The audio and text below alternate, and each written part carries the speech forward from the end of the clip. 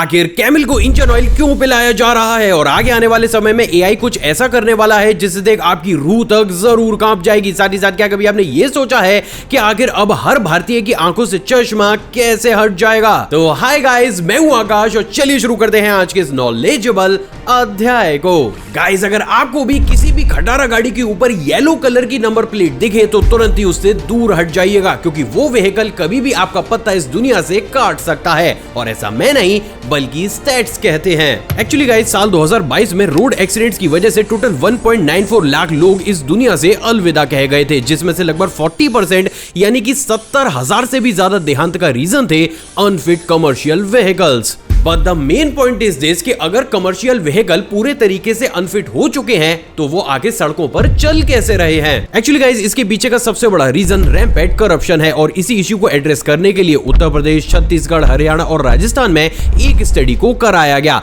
जिसमें यह पता चला कि बहुत सारे तो अनफिट व्हीकल्स बिना किसी प्रॉपर इंस्पेक्शन के ही फिटनेस सर्टिफिकेट को हासिल कर रहे हैं। और इसमें आरटीओ एजेंट से लेकर ऑफिशियल्स और टेस्टिंग सेंटर्स सबकी ही मिली भगत होती है। एंड इंटरेस्टिंगली, ये चीज कितने बड़े स्केल पर है, इस बात का अंदाजा आप इस रिपोर्ट के दौरान सिर्फ हरियाणा से ही इशू किए गए आंकड़ों को देखकर लगा सकते हैं, जिसमें क्लियरली ये बताया गया है कि सिर्फ 10 महीने के अंदर ही अनफिट व्हीकल्स को रोड पर चलाने के लिए अलग अलग ट्रांसपोर्ट कंपनीज और व्हीकल्स ओनर ने 60 करोड़ रुपए इसी तरीके के स्कैम्स में दिए हैं, which is really shocking. And as a result, जब ये अनफिट व्हीकल सड़क पर चलते हैं तो इनसे हादसे होना बहुत हद तक कॉमन हो जाता है। लेकिन गाइस, यहाँ पर एक क्वेश्चन तो जरूर खड़ा होता है, और वो ये है कि जब इन तरीके की चीजें हमारे देश भारत में होती हैं तो अक्सर एक परिवार का वो मेंबर भी इस दुनिया से अलविदा कह जाता है जो अकेले ही अपने परिवार को फाइनेंशियली सपोर्ट कर रहा था। तो इस केस में उस इंसान और उसकी फैमिली की क्या गलती? Strange but true. गाइस, क्या आपको पता है कि जब 6 सितंबर 2024 को यूपी पुलिस की एक ऑथेंटिक रिपोर्ट दुनिया के सामने आई, तब जाकर हमारे देश भारत को यह पता चला कि यूपी पुलिस ऑलरेडी एक ऐसे रिकॉर्ड को बना चुकी है जिसे शायद कोई दूसरा स्टेट बनाने में कंफर्टेबल फील ना करे। Actually guys, according to this official report, UP police पिछले 7 सालों में लगभग 13,000 क्रिमिनल्स का एनकाउंटर करके उन्हें इस दुनिया से अलविदा कहलवा चुकी है। अब इंटरेस्टिंगली, अगर इस रिपोर्ट को आप और ज्यादा डीपली पढ़ेंगे तो आपको यह पता चलेगा कि उन 13,000 लोगों में से 207 लोग तो लिस्टेड क्रिमिनल्स थे, यानी कि अगर इस अमाउंट का रेशियो निकाला जाए तो हर 13वें दिन यूपी पुलिस ने एक लिस्टेड अपराधी को इस दुनिया से टाटा बाय बाय करवाया है। हालांकि जब से ये रिपोर्ट मार्केट के अंदर आई है, अलग अलग ओपिनियन रखने वाले लोग अलग अलग तरीके से रिएक्ट कर रहे हैं। लेकिन बात अगर यूपी पुलिस की जाए तो शायद आज की डेट में वो जिस काम को कर रहे हैं उससे इन फ्यूचर इंडियन गवर्नमेंट या फिर यूपी को किसी भी तरीके की प्रॉब्लम का सामना ना करना पड़े। क्योंकि बात अगर पास्ट की जाए तो पास्ट में बहुत से ऐसे इंसिडेंट्स हुए हैं जहां पर इन्हीं लिस्टेड अपराधियों को जेल से निकलवाने के लिए सोसाइटी में मौजूद कुछ गलत लोग बेकसूर लोगों को ढाल बनाकर उनका इस्तेमाल करते हैं। और उसी का ही जीता जागता है एग्जांपल IC 814 फ्लाइट का हाईजैक था। अब इस केस में क्योंकि कोई लिस्टेड क्रिमिनल बचेगा ही नहीं, तो मे बी आगे आने वाले टाइम में इन तरीके के इंसिडेंट्स बहुत ही कम देखने को हमें जरूर मिलेंगे। लेकिन आपको क्या लगता है, क्या यूपी पुलिस को इसी सिंघम स्टाइल में आगे बढ़ना चाहिए या फिर नहीं? आप अपनी राय नीचे कमेंट सेक्शन में दीजिएगा जरूर। गाइस, इजिप्ट के पिरामिड्स की सबसे फेमस थ्योरीज में से एक थ्योरी ये है कि इन एडवांस मॉन्यूमेंट्स को हम इंसानों ने नहीं बल्कि परजीवियों ने बनाकर तैयार किया है। और ऐसा इसलिए है क्योंकि अगर आपने इन पिरामिड्स को विजिट किया होगा या फिर अगर डीपली इनकी डॉक्यूमेंट्रीज को देखा होगा तो आपको ये बखूबी पता होगा कि जैसे ही कोई भी इंसान अपने इलेक्ट्रॉनिक गैजेट्स को इन पिरामिड के आसपास लेकर जाता है, ना सिर्फ उसके जीपीएस से रिलेटेड इक्विपमेंट काम करना बंद कर देते हैं, बल्कि काफी बार वो कॉलिंग या फिर इंटरनेट यूजेस में भी डिस्टरबेंस को फेस करता है। सिर्फ इतना ही नहीं बल्कि बहुत सी ऐसी ऑथेंटिक रिपोर्ट्स भी हमें देखने को मिली है जहां पर जब एक प्लेन इन पिरामिड्स के ऊपर से गुजरता है तो उसका ATC से कनेक्शन पूरे ही तरीके से कट जाता है। और गाइस, ये अभी तक की सबसे बड़ी ऐसी मिस्ट्री थी जिसे चाइना की लैरिड रडार के ऑथेंटिक डेटा आने से पहले कोई भी सॉल्व नहीं कर पाया था। एक्चुअली गाइस, अभी रिसेंटली चाइना ने लैरिड नाम की एक ऐसी रेडार को भी बनाकर तैयार किया है जिसका की मेन एम यूएस और आसपास की कंट्रीज की सैटेलाइट की लोकेशन को डिकोड करने के साथ साथ उनकी वर्किंग को भी जानना है। लेकिन इंटरेस्टिंगली, जैसे ही चाइना ने इस रेडार को इजिप्ट की तरफ फोकस किया तो उन्होंने ये पाया कि इजिप्ट के पिरामिड के ऊपर काफी स्ट्रॉन्ग प्लाज्मा बबल्स मौजूद हैं, जिन्हें और डीपली इन्वेस्टिगेट करने के बाद चाइना को यह पता चला कि ये प्लाज्मा बबल्स आसानी से जीपीएस सैटेलाइट और कम्युनिकेशन इन्फॉर्मेशन को डिस्टर्ब कर सकते हैं। अब इंटरेस्टिंग बात यह है दोस्तों कि ये प्लाज्मा बबल्स या फिर क्लाउड इतने ज्यादा कॉम्प्लेक्सिव हैं कि प्रेजेंट डेट में चाइना की लैरिड रेडार के अलावा हमारी कोई भी टेक्नोलॉजी इन्हें डिटेक्ट नहीं कर पा रही। और यही वो एक सबसे बड़ा रीजन है जिसके चलते हुए काफी हद तक इस रात से अब पर्दा उठने लगा है कि एक्चुअली में इस जगह पर लोगों को इस तरीके का डिजिटल डिस्टर्बेंस फील ही क्यों होता था। बट इंटरेस्टिंगली ये रिपोर्ट सामने आने के बाद अब हमारे सामने एक ऐसा क्वेश्चन भी आकर खड़ा हो गया है जो प्रैक्टिकल बेसिस पर हर किसी इंसान के दिमाग को चक्कर आ रहा है। और वो ये है दोस्तों कि क्या इन पिरामिड्स की वजह से ये प्लाज्मा क्लाउड्स वहां पर क्रिएट होते हैं या एक्चुअली में प्लाज्मा क्लाउड्स हमेशा से ही वहीं पर थे और उसी हिसाब से इन पिरामिड्स को बनाकर तैयार किया गया था। और ये अभी तक का एक ऐसा राज है जिसके ऊपर से पर्दा कोई भी नहीं हटा पा रहा है। लेकिन अगर इसी चीज को बेस मानकर देखा जाए तो काफी हद तक यही सेम एक्सपीरियंस हमें कैलाश पर्वत के आसपास होता हुआ भी नजर आता है। तो क्या अब ये मान लिया जाए कि इतिहास में हमसे भी ज्यादा एडवांस कोई सभ्यता ऑलरेडी अर्थ पर मौजूद थी जो कि इन तरीके के प्लाज्मा क्लाउड्स को बनाकर किसी भी मॉन्यूमेंट को सेफ रख सकती थी? वेल, ये एक ऐसा क्वेश्चन है जिसका आंसर शायद जब हमें मिले तो वो हमारे इतिहास को एक ही झटके में पलट कर रख दे। गाइस, आपने अक्सर लोगों के मुंह से ये तो जरूर सुना होगा कि पेटेंट और इनोवेशन के सेक्टर में हमारा देश भारत काफी ज्यादा पीछे होता हुआ चला जा रहा है और इसलिए आजकल जितनी भी एडवांस टेक्नोलॉजी या फिर नई चीजें बनाई जाती हैं उनके इन्वेंशन हमें बहुत हद तक सिर्फ और सिर्फ वेस्टर्न कंट्रीज में होते हुए ही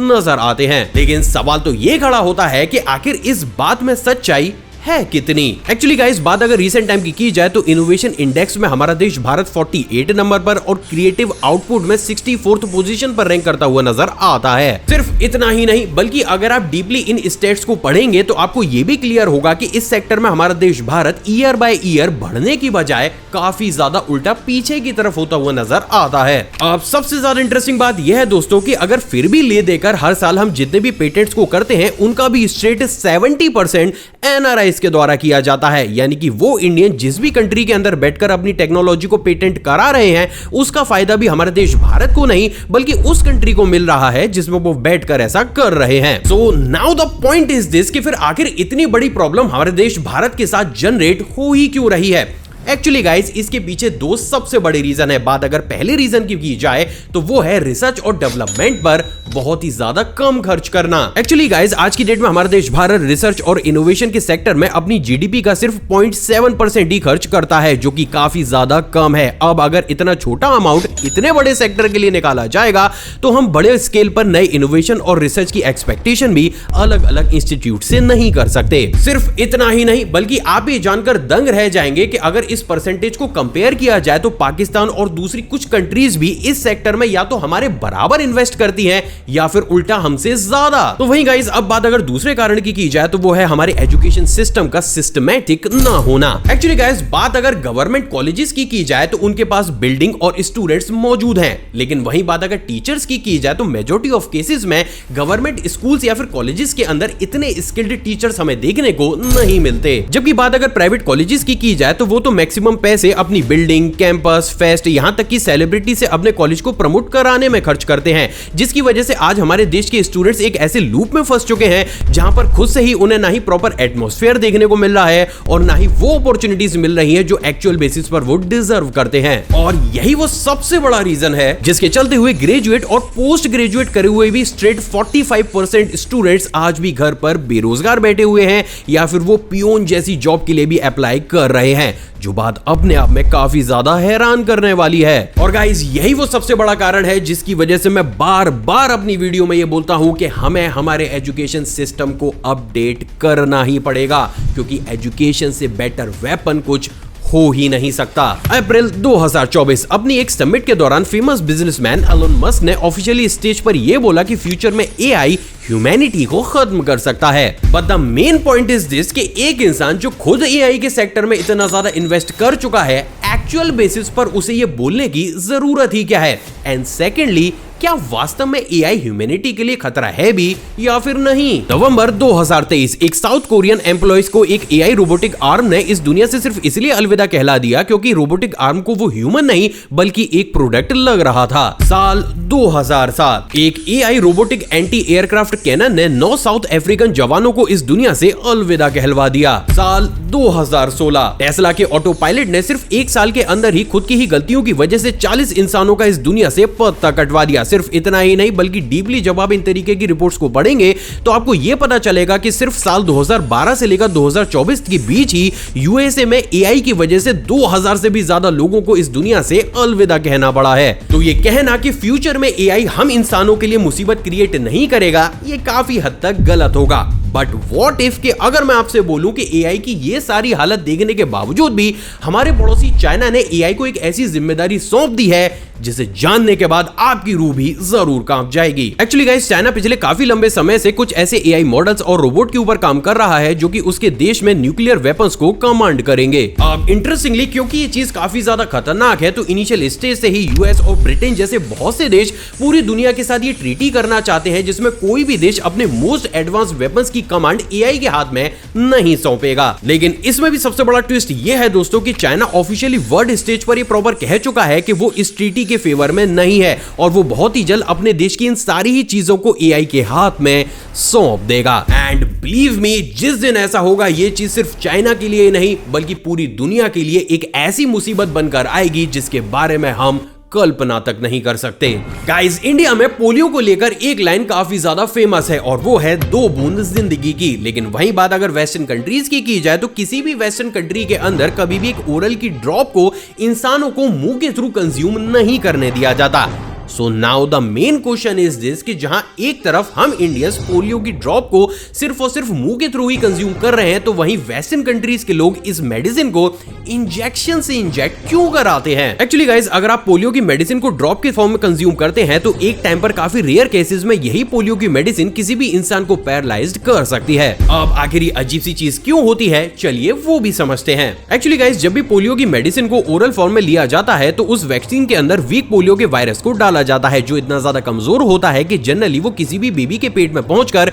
उसे किसी भी तरीके से हार्म नहीं करता। लेकिन कभी भी इन फ्यूचर अगर बाहर से कोई भी वायरस किसी इंसान पर अटैक करता है तो क्योंकि ऑलरेडी बॉडी इस वीक वायरस की वजह से अपने आप को रेडी कर लेती है तो पोलियो जैसी बीमारी किसी भी इंसान को नहीं होती। लेकिन गाइस, इस केस में सबसे बड़ी प्रॉब्लम यह है कि अगर उसे कंज्यूम करने वाले बेबी की इम्यूनिटी काफी ज्यादा वीक है तो ये वायरस उसके स्टमक में काफी लंबे समय तक रहकर अपनी क्वांटिटी को रेप्लिकेट कर सकते हैं, जिसके चलते हुए एक टाइम पर जब उनकी क्वांटिटी काफी ज्यादा हो जाती है तो यही वायरस उस शख्स को पोलियो भी कर सकते हैं। और ये बात मैं कोई ऐवी हवा में नहीं कर रहा हूं क्योंकि रिसेंटली अभी मेघालय में सेम ऐसा ही केस हमें हमारे देश भारत में होता हुआ भी नजर आया है। हालांकि पुराने समय में क्योंकि लोगों की इम्यूनिटी काफी ज्यादा होती थी तो उस समय ऐसे केसेस हमें देखने को नहीं मिलते थे। लेकिन रिसेंट टाइम में जिस तरीके के फूड को हम कंज्यूम कर रहे हैं, बेबीज तो छोड़िए, बड़े बड़े लोगों की भी immunity up to the mark नहीं है। लेकिन वहीं गाइस, अब अगर आप इस वैक्सीन को इंजेक्शन के थ्रू इंजेक्ट कराते हैं तो उसमें वीक वायरस नहीं बल्कि डेड वायरस का इस्तेमाल किया जाता है जिसका आपकी बॉडी के अंदर पहुंचकर रेप्लिकेट होना नेक्स्ट टू इम्पॉसिबल है। और यही वो सबसे बड़ा रीजन भी है जिसके चलते हुए यूएसए और बहुत सी वेस्टर्न कंट्रीज में पोलियो की मेडिसिन को कभी भी लोगों को ओरली कंज्यूम नहीं करने दिया जाता। गाइस, इंडिया में मॉस्किटो बॉर्न डिसीजेस एक बहुत बड़ी प्रॉब्लम है और ऐसा मैं नहीं बल्कि स्टैट्स कहते हैं, क्योंकि WHO की ऑफिशियल रिपोर्ट के अकॉर्डिंग इंडिया में हर साल लगभग 7 से 11 लाख केसेस मलेरिया के, 1 लाख से ज्यादा केसेस डेंगू के, 50,000 से लेकर 1 लाख तक के केसेस चिकनगुनिया के और लगभग 2 से 3 लाख केसेस फाइलेरिया के आते हैं, जिनको कि अगर समराइज करके देखा जाए तो सिर्फ इन्हीं तरीके के केसेस से हमारे देश भारत से लगभग हर साल 3 से 4 लाख लोगों को इस दुनिया से अलविदा कहना पड़ता है। लेकिन वही बात अगर आज से कई साल पहले की जाए तो इन तरीके के केसेस वर्ल्ड वाइड बहुत ही कम रिपोर्ट किए जाते थे। And the major catch is this कि इसके पीछे का रीजन लोगों की अवेयरनेस नहीं बल्कि मॉस्किटो का साइज हुआ करता था। एक्चुअली गाइस, इनिशियल टाइम में मॉस्किटोज की मैक्सिमम स्पीशीज का साइज कुछ इस तरीके से काफी ज्यादा जाइंट हुआ करता था, जिसके चलते हुए अगर एक मॉस्किटो आपके आसपास आपको बाइट करने के लिए आता था तो वो एक इंसान को आसानी से दिख जाता था। बट ईयर बाय ईयर जैसे जैसे मॉस्किटोज का इवोल्यूशन हुआ उन्होंने अपने इस कोर स्ट्रक्चर को लूज कर दिया। अब इंटरेस्टिंग बात यह है दोस्तों कि ये इवोल्यूशन सिर्फ मच्छरों के साथ ही नहीं बल्कि हम इंसानों को भी अफेक्ट कर चुका है, क्योंकि अगर आप भी खुद भी अपने पुराने शास्त्र या डॉक्यूमेंट्स को उठाकर देखेंगे तो आपको भी ये पता चलेगा कि हमारे जो पूर्वज हुआ करते थे वो फिजिकली ना ना सिर्फ हमसे ज्यादा स्ट्रॉन्ग थे बल्कि उनकी बॉडी भी अच्छी खासी चौड़ी हुआ करती थी। लेकिन वही बात अगर आज की जाए तो हम इंसान भी अपने कोर वो फिजिकल स्ट्रक्चर को इवोल्यूशन के दौरान लूज कर चुके हैं। बट नाउ इंटरेस्टिंगली आज भी अमेज़न रेन फॉरेस्ट और अर्जेंटीना के बहुत से इलाकों में कुछ ऐसी रेयर मॉस्किटो स्पीशीज पाई जाती हैं जिनका एवोल्यूशन प्रॉपर तरीके से नहीं हुआ है और इसलिए आज भी उनका साइज कुछ इस तरीके से काफी ज्यादा जायंट होता है। बट मेजॉरिटी ऑफ केसेस में अब मॉस्किटोज का साइज इतना ज्यादा छोटा हो चुका है कि लो लाइट या all of a sudden cases में तो हमें वो आसपास मौजूद हैं ये तक भी पता नहीं चलता। और एज अ रिजल्ट इंडिया और बहुत सी कंट्रीज में लोगों को मॉस्किटो बॉर्न डिसीजेस का सामना हद से ज्यादा करना पड़ता है। गाइस क्या आपको पता है कि साल 2023 में पब्लिश किए गए अल्ट्रा ह्यूमन डेटा के अकॉर्डिंग इंडिया का स्लीप इंडेक्स 71 है। यानी कि सिंपल लैंग्वेज में इंडिया जापान के बाद दूसरी ऐसी कंट्री है जहां के लोग प्रॉपर तरीके से नहीं सो रहे हैं। सिर्फ इतना ही नहीं बल्कि अगर आप इस रिपोर्ट को और ज्यादा डीपली पढ़ेंगे तो आपको यह पता चलेगा कि हम भारतीयों का स्टेट 61% तो प्रॉपर 6 घंटे तक की नींद नहीं ले पा रहा है। बट व्हाट इफ कि अब अगर मैं आपसे बोलूं कि आप अपनी नींद और अपनी हेल्थ को इंप्रूव करते सोते हुए भी लाखों रुपए कमा सकते हैं तो क्या आपको मेरी बात पर विश्वास होगा? 28 अगस्त 2024 दुनिया की जानी मानी मैट्रेस कंपनी वेकफिट ने ऑफिशियली अपनी स्लीप इंटर्नशिप को लॉन्च किया है जिसके अकॉर्डिंग आपको हर रोज वेकफिट की मैट्रेस के ऊपर 8 से 9 घंटों तक सोना होगा, जिसके साथ ही आपको इस कंपनी की वर्कशॉप में भी टाइम टू टाइम पार्टिसिपेट करना होगा। अब इंटरेस्टिंगली जिस भी कैंडिडेट को ये कंपनी सिर्फ इंटर्नशिप के लिए भी हायर करेगी उसे 1 लाख रुपए, जबकि जो इस पूरे ही इंटर्नशिप में सबसे अच्छा परफॉर्म करेगा उसे 10 लाख रुपए की प्राइज मनी दी जाएगी। अब उससे भी ज्यादा अमेजिंग बात यह है दोस्तों कि अभी तक इन तरीके की जॉब्स वेस्टर्न कंट्रीज के लिए ही निकाली जाती थी, लेकिन सबसे पहली बार अब इस जॉब को बीइंग एन इंडियन हम भी फाइल कर सकते हैं। तो गाइस लेके कुंभकर्ण का नाम कर लीजिए 10 लाख रुपए अपने नाम। आखिर आगे आने वाले समय में हर भारतीय का चश्मा क्यों उतर जाएगा? एक्चुअली गाइस भले ये चीज अभी आपको सुनने में काफी ज्यादा छोटी लग रही हो, लेकिन साल 2021 में किए गए एक सर्वे के अकॉर्डिंग लगभग 27.5 करोड़ लोग भारत के अंदर कमजोर आई साइट के शिकार थे, जो कि स्टेट उस समय हमारी पॉपुलेशन का 23% था। एंड इंटरेस्टिंगली अगर इसके बाद के भी केसेस पर आप नजर डालेंगे तो आपको यह पता चलेगा कि इंडिया में इन तरीके के केसेस आगे आने वाले समय में कम होने की बजाय बहुत रैपिड पेस से बढ़े हैं। बट व्हाट इफ कि अब अगर मैं आपसे बोलूं कि आगे आने वाले समय में हम भारतीयों के ऐसे मोटे मोटे चश्मे चुटकी बजाते ही गायब होने वाले हैं। Actually guys recently Mumbai based Entod pharmaceuticals ने प्रेसवू नाम की एक ऐसी आई ड्रॉप को डेवलप कर लिया है जिसे जैसे ही कोई भी इंसान कंटिन्यूअस बेसिस पर अपनी आंखों में डालेगा ये उस इंसान को एक ही झटके में प्रेसबियोपिया की सिचुएशन से बाहर ला देगी। एक्चुअली गाइस ये एक ऐसी सिचुएशन है जिससे पूरी दुनिया के 1.09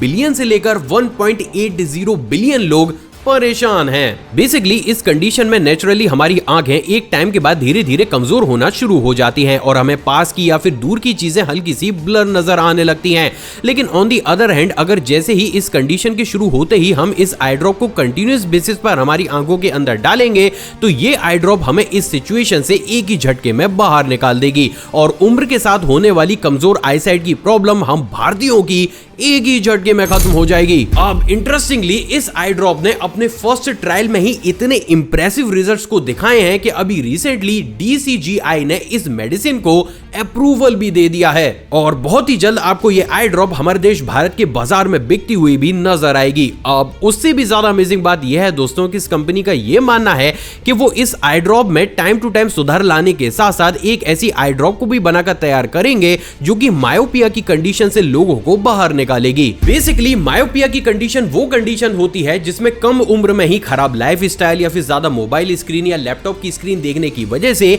एक इंसान को चश्मा लग जाता है। एंड गाइज इंटरेस्टिंगली इंडिया में इन तरीके के लोगों का परसेंटेज भी काफी ज्यादा है क्योंकि इस समय आपको जो इंफॉर्मेशन देख रहा है वो इंसान खुद मायोपिया से ग्रसित है। भाई तभी तो ये मोटा वाला चश्मा लगाए बैठा हूं। अब गाइस अगर ऐसा हो जाता है तो एक तरफ तो हमारे यहाँ के बुजुर्ग लोगों की आंखों से चश्मा हट जाएगा, साथ ही साथ नई जनरेशन जो गलत लाइफस्टाइल की वजह से अपनी आंखों को कमजोर कर रही है वो भी काफी हद तक ट्रैक पर आ जाएगी। एंड ऑनेस्टली हम भारतीयों के लिए ये एक बहुत बड़ा अचीवमेंट है क्योंकि बाकी की कोई भी कंट्री इस तरीके की मेडिसिन को अभी तक डेवलप नहीं कर पाई है। गाइस, रेगिस्तान का जहाज कहा जाने वाला एनिमल कैमल ना सिर्फ हम इंसानों को रेत पर बैठाकर एक जगह से दूसरी जगह कैरी करता है, बल्कि वो यूएई की जीडीपी को भी अपनी पीठ पर लाद कर चलता है। क्योंकि गाइस, बहुत ही कम लोगों को ये मालूम होगा, लेकिन यूएई में कैमल ब्यूटी कॉम्पिटिशन से लेकर कैमल रेसिंग और यहां तक कि कैमल मॉडलिंग जैसे बहुत बड़े बड़े कॉम्पिटिशंस को भी आयोजित किया जाता है, जिसमें शेख करोड़ों रुपए खर्च करके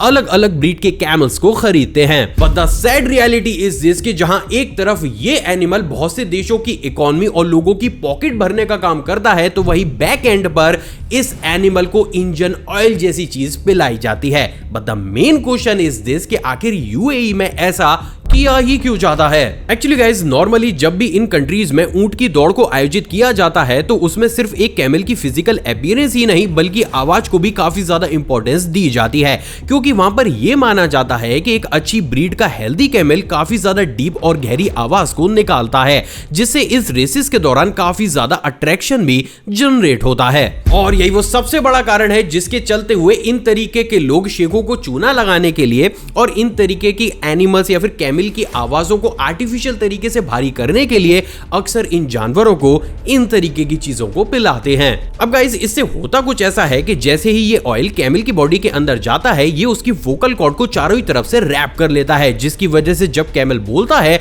तो ऑटोमेटिकली उसकी आवाज काफी ज्यादा भारी और हाई बेस वाली बन जाती है, जिसके चलते हुए ये बता पाना कि वो एनिमल एक नॉर्मल ब्रीड का है या फिर एक काफी अच्छी ब्रीड का है, ये तक बता पाना भी नेक्स्ट टू इम्पॉसिबल हो जाता है। हालांकि ये बात पूरे तरीके से सही है कि ये ऑयल ऊंट की सेहत के लिए बिल्कुल भी सही नहीं होता है और ये चीज पूरे ही तरीके से बंद की जानी चाहिए। हालांकि रिसेंट टाइम में क्योंकि अब ये चीज बहुत बड़े स्केल पर वायरल होती हुई चली जा रही है, तो मे बी यूएई की गवर्नमेंट इसके ऊपर कोई एक्शन ले और इस चीज को पूरे तरीके से बंद कर ले। लेकिन गाइस, फिर भी ये एक ऐसी रियलिटी है जिसके बारे में करोड़ों लोगों को पता तक नहीं होता। आई होप गाइज आज का एपिसोड आपको पसंद आया हो और आपने ऑलरेडी इस वीडियो को लाइक कर दिया होगा। मुझसे इंटरेक्शन को बढ़ाना चाहते हैं, नीचे कमेंट सेक्शन में कमेंट कीजिएगा, या फिर आप चाहें तो मुझे इंस्टाग्राम पर भी फॉलो कर सकते हैं। जय हिंद।